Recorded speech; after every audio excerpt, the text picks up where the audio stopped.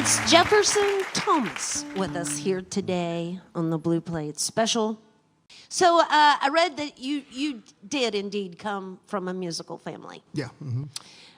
And how old were you when you started performing? Oh boy, the first paid gig I had, I was 11. I played bass with my dad. He brought me on a gig, and it was like an Irish gig, and so he was just kind of coaching me on the way to the gig. He said, "It's all 3-chord stuff, moves pretty fast. Just stick with me, and you'll be all right." And I had my first corned beef and cabbage, and my first beer. He said, "Don't tell your mom," but I was hanging with the guys in the band, having corned beef and cabbage and beer, and it was all downhill from there.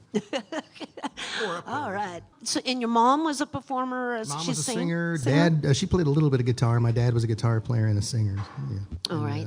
No way to avoid it. There was never going to be medical school or law school or anything like that. There you go. So, did you ever want to do something else other than make music? I was the world's quickest football player. I was in the football program for about 15 minutes.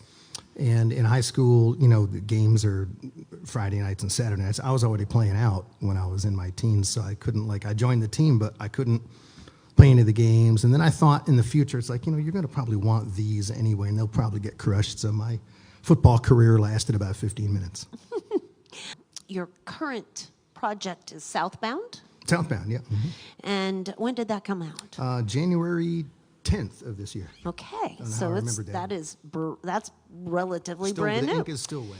Yeah. So tell us about it. Tell us about that. It's a little bit. I grew up on country music. My parents were country musicians. I do this for a living, and I've done it for a long time. And you got to wear a lot of different hats. So I've played a lot of different music. I'm kind of more of a rocker guy myself, but because of my background, there's always been a little country underpinning to it.